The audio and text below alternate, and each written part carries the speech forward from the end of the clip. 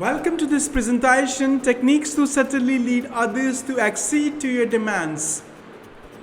Whether you want to become better salesman, better manager, or excel at navigating personal relationships, negotiate successfully, or you just want to enhance your generic influence at the workplace, in all the cases you have to get people to accept your demands. And there are empirically proven psychological principles that you can put to use to enhance the probability of people accepting your demands. I'm going to share some of those principles, and the principles, they have been taken from the book Influence, the Psychology of Persuasion, written by Dr. Robert Cialdini, who is Professor Emeritus at the State University of Arizona. And the whole book is premised upon the idea that if we frame the requests in a manner that is able to elicit positive response from the brain of target party, we can enhance the probability of our requests getting accepted. We all make variety of requests in our daily lives. Some requests are accepted, some requests are not accepted. But we must have noticed that there is a particular request which, when stated in a certain way, is rejected, while the same request stated in some other fashion is successful. And the difference lies in how the request is framed and how that framing is impacting the brain of target party. The psychological principles, they can be used to frame our requests in a manner that is able to elicit the positive response from the brain of target party. Thus, these principles, they can be used to enhance the probability of our requests getting accepted. And thus, they can enhance our influence in personal and professional spheres. The author has given these psychological principles the moniker of weapons of influence, but has advised that these weapons of influence, they have to be used in very sophisticated and subtle manner. The book discusses 7 weapons of influence. 1 is Scarcity Principle, 2 is Commitment and Consistency, 3 is Liking Rule, 4th is Social Proof, which is often used by e-commerce websites, 5th is Contrast Principle, and then there is something called as Reciprocation, which is an important element of interpersonal relations, and then there is something called as Authority-Directed Deference, which is an important weapon of influence in official settings.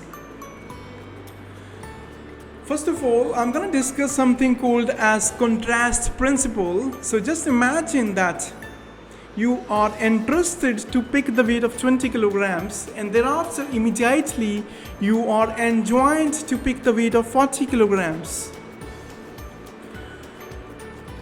Now, when you will pick the weight of 40 kilograms, the 40 kilograms weight will appear to you as something more than absolute 40 kilograms, because your brain will tend to compare the 40 kilograms weight with recently picked 20 kilograms weight.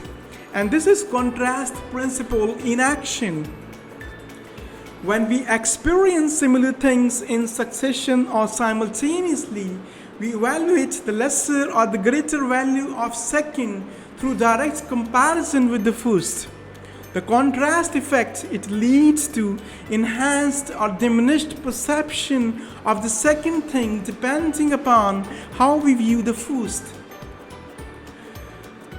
And this happens because our brain tends to compare by using accessible referencing rather than using absolute values, and that leads us to make biased judgments.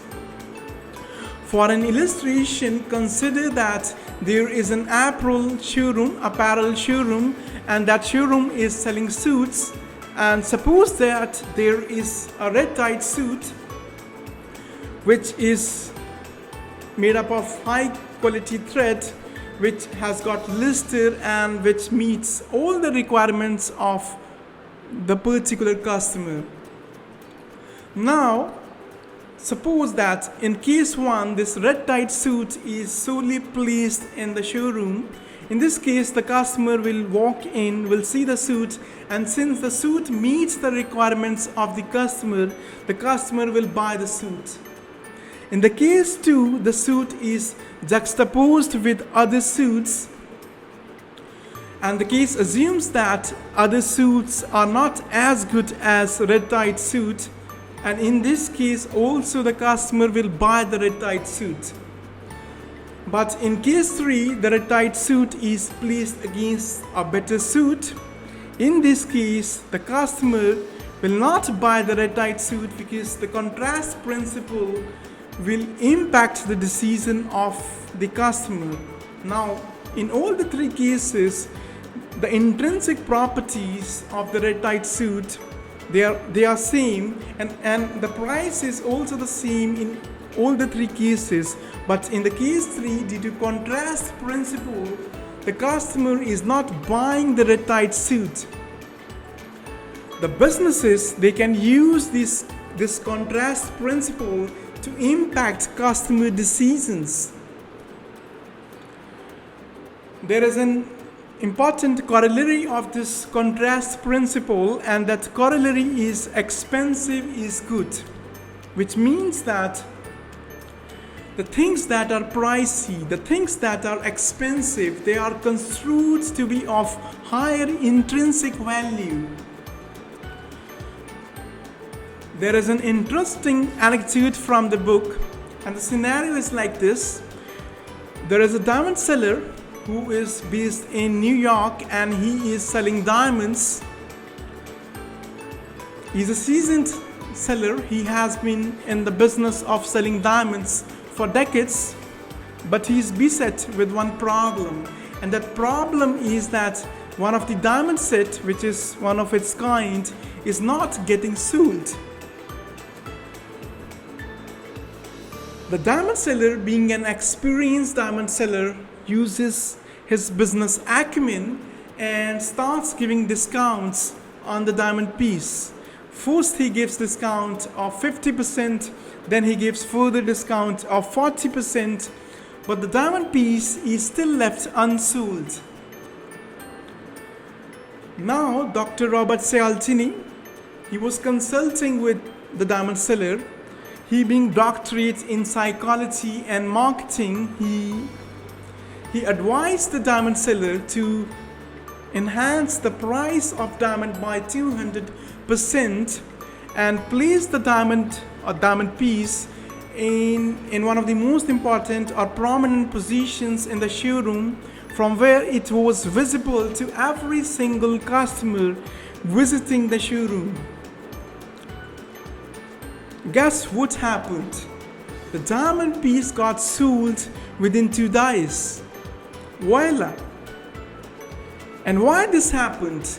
This happened because as the price of the diamond piece was enhanced, the intrinsic value of the diamond piece in the eyes of customer got enhanced, and the diamond piece got sold.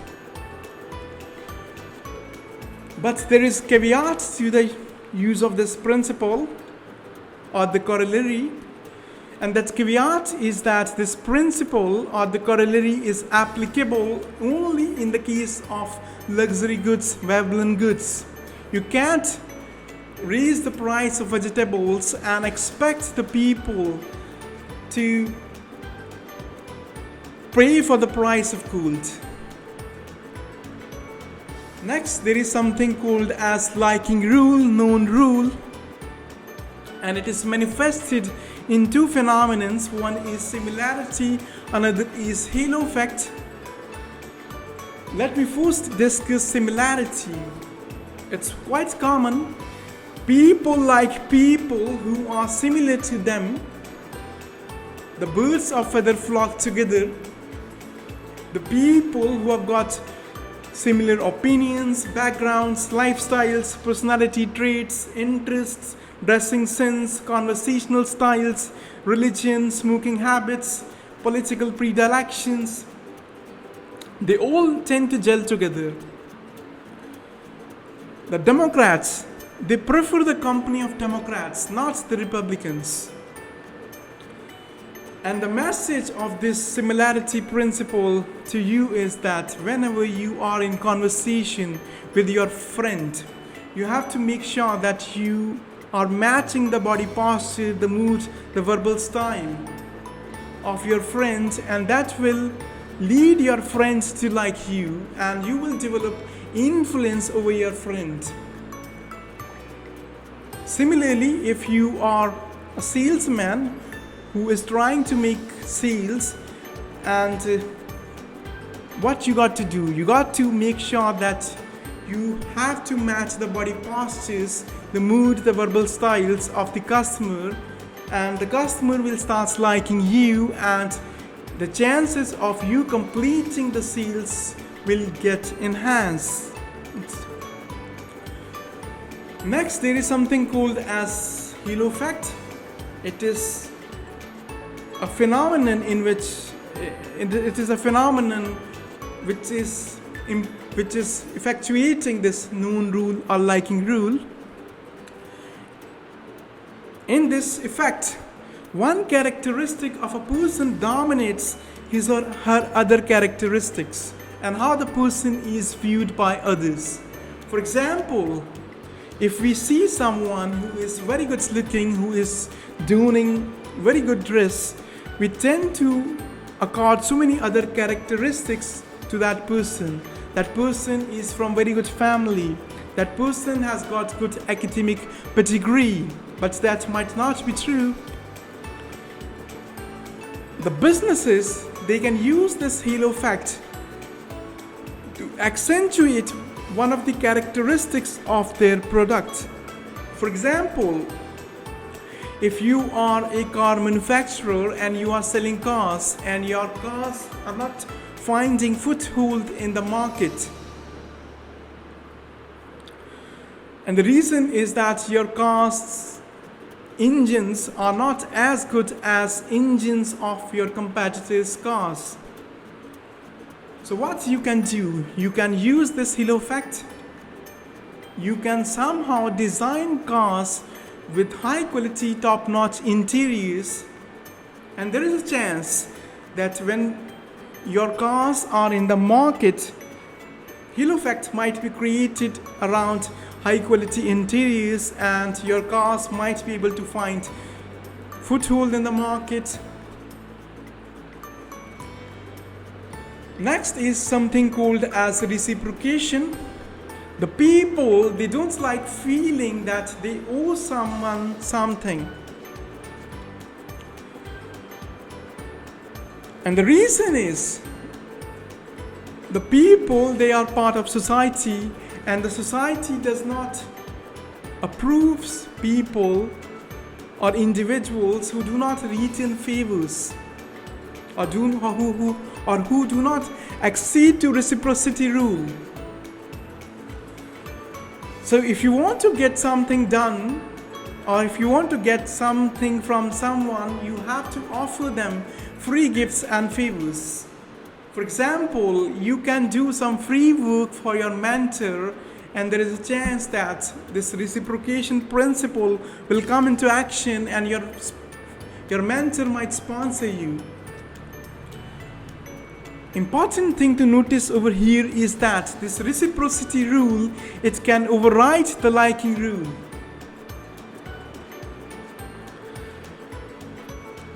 Suppose that you are an employee and you have got a manager who is quite different from you, quite disparate from you. So the liking rule is not applicable and you don't have any rapport with your boss. So what you can do? You can use this reciprocation principle. What you have to do? You have to give lots of free gifts. You have to do lots of favors to your boss. And a stage will come when the reciprocity will override the liking rule and your boss will start liking you. You will develop some rapport with your boss even though you two are quite different. There is an important corollary of this contrast or this reciprocation principle, and that corollary is called as rejection and then retreat technique. It is quite famous technique. It is used by diplomats to negotiate on behalf of their countries. It is used by C-suite employees to negotiate on behalf of their companies, and it can also be used by people to negotiate in their daily lives.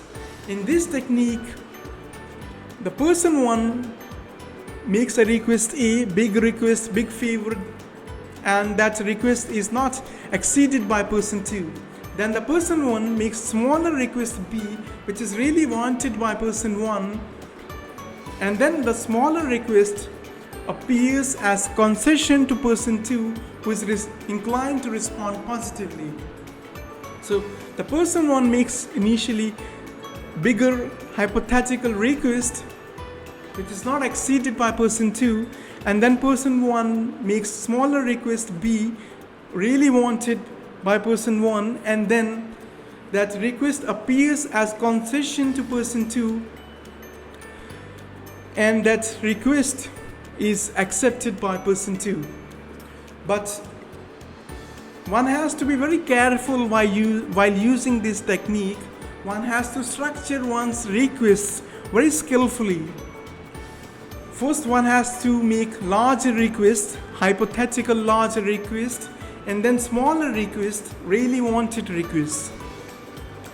Also, the request one has to be seen as reasonable, because if the request one is unreasonable, the technique backfires as the party is not seen bargaining in the right faith. For an illustration, consider that there is a person who is looking for the loan of $100,000, but the person's assets, credit history, salary, they all permit the loan of $60,000 according to bank's criteria. Now, what person can do? Person has got an option. That person can simply go to bank and ask for the loan of $100,000. And since person's eligibility is just $60,000, it is highly probable that person's request will be rejected. So how can person get the loan of $100,000? The person can use this rejection and then retreat technique. The person should make demand of $120,000, $140,000, and once that initial request is made, the bank, considering its criteria and doing that credit analysis for this particular customer, will not award the loan to the customer. Now, the customer can make the second request of $100,000, and there is a chance that bank will award the loan. But if in this case the customer makes a request of $1 million, then the technique will not work, because $1 million as initial request in this case will be seen as something that is unreasonable. Next, there is something called as commitment and consistency. It is effectively put in the words of Leonardo da Vinci, who once said that it is easier to resist in the beginning than in the end.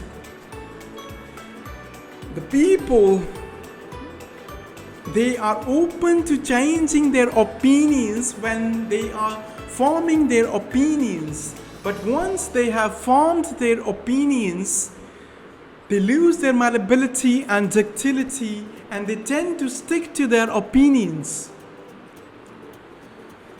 And this happens because of the innate tendency of people to stick to their opinions and interpersonal pressure to stick to one's opinions. The society It approves people who stick to their opinion rather than people who change their opinions, even though the people in question are changing their opinion to something more right.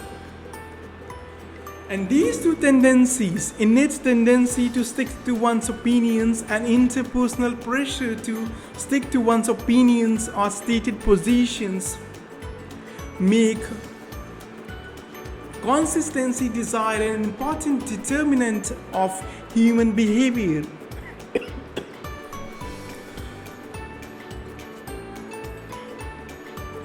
But important thing to notice over here is that the public and effortful commitments, they trigger the consistency tendency more.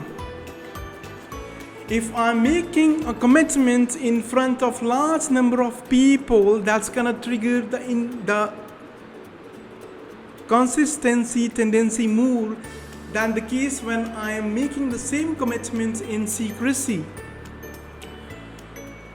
And also the commitments that are effortful, they trigger the consistency desire more. And that is the reason why the armed force admits whether they have strong group solidarity. Whenever you are trying to get into army, you have to pass through lots of grueling tests, psychological, academic, physical, and after lots of grueling tests, you get into army. And since this admission comes after lots of efforts, once you get into army, you develop a very strong group solidarity and a strong identity. The businesses, they can use this commitment and consistency principle to somehow get committed customers. For example, if there is a startup, what's the startup can do to get committed customers? Startup can organize crowdsourcing competitions for advertisement of their products. Now when the customers, they will participate in that advertising competition, they will focus on startups products, and they will, since they are devising advertisements, they will tend to focus on the positive characteristics. And since they will focus on the positive characteristics, they will develop the positive opinion. And since that opinion is being developed by them on their own, they have chosen those characteristics where they want to focus, so that opinion is going to be owned by them, and that will lead to the customers having positive opinion of the products for a long time. And the customer lifetime values, the CLVs, they will touch the stratosphere. Next, there is something called as social proof. Now if you look at this screenshot is taken from my Amazon account, and if you look at this screenshot, you can see that there are 9,022 global ratings, and most of these ratings are 4-star or 5-star. And also if you look at the words that are mentioned in the reviews, the words mention that the book is quite good for learning psychology and influence and persuasion. So when I saw these reviews, I was moved by the social proof. I purchased the book, I listened to the book, and then I made these snippets. The people, they are moved by behavior of others more than any rational proof. Whenever there is a social proof, there is tendency amongst people to act on incomplete evidence. And that is the reason why the stampedes happen many times in social or religious congregations. Whenever there is a social or religious congregation and there is some rumor that is transmitted that a bomb might detonate in that particular congregation, people get anxious. And whenever people are anxious, they tend to imitate other similar people.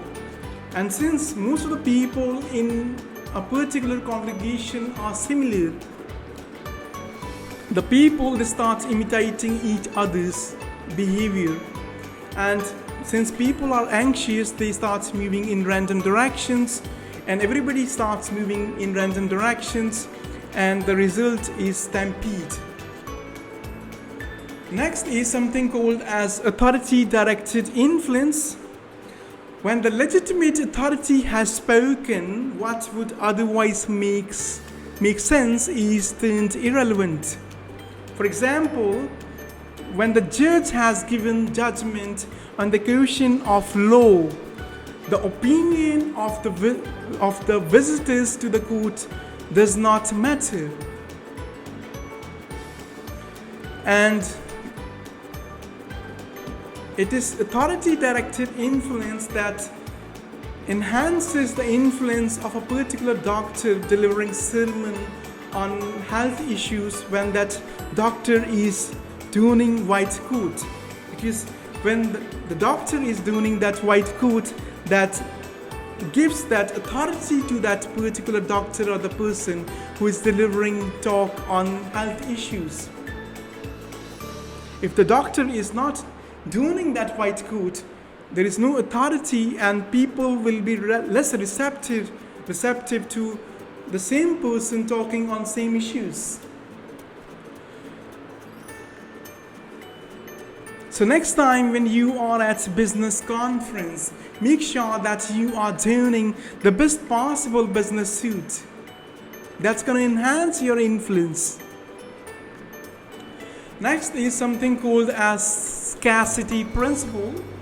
Now if you look at the screenshot, this screenshot is taken from Amazon website, and it shows that Amazon is trying to sell V-Moda earphones, but spot this red circle. This red circle is being used by Amazon to create artificial scarcity of quantity. It is showing that only one of that earphones, one of that V-Moda earphones is left in the stock. And many times you must have seen that Amazon is also giving limited time discount offers, that this particular set of earphones is available at this particular price only till Monday. So in these cases, whenever the Amazon is creating artificial scarcity of time and quantity, the people are moved. The people, they develop tendencies to push the item to the cart and make the payment. And this happens because of something called as idea of potential loss. The people, they are motivated more by the thought of losing something than the thought of gaining something of equivalent value. For example, if I have got $1,000, I will be more worried about not losing those $1,000 rather than gaining $1,000 from some other source. The opportunities, they seem more important to us when they are available for limited time, when they are available in limited quantity. And that is the reason why exclusive information is more persuasive. If there is a news channel which is transmitting news and that news are exclusive, then the news become more persuasive as compared to the news that are being shown on other channels. And the same principle is the reason why you should devise your idea pitches to the investors in exclusive manner. If you are a startup and you are looking for investments, and if you can somehow devise your pitches in a manner that is quite exclusive, the chances of you getting investment from the investors will get enhanced. Now suppose there are two bodies, one is a proton, another is an electron. Now since these two bodies, they are differently charged, a force of attraction will develop between these two bodies due to Coulomb's law. But the Coulomb's law says that the two bodies, they have unit masses. Now if we accord these two bodies some masses, the force of gravity will be applicable, and the force of gravity will provide the backwind to the force of attraction between these two bodies due to Coulomb's law. The two forces acting in unison will make a stronger force. Similarly, the weapons of influence, when they are used in unison, they make powerful tools. For example, if I have got a friend who is like me, so the liking rule is applicable, and suppose that I have been doing lots of favors to my friend, so the reciprocity rule is applicable.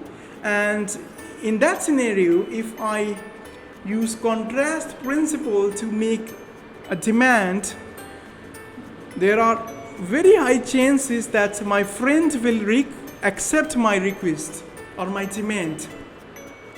The reason being, the three psychological principles, the reciprocity rule, the liking rule, or the contrast principle, acting in unison will make up an extremely persuasive lever.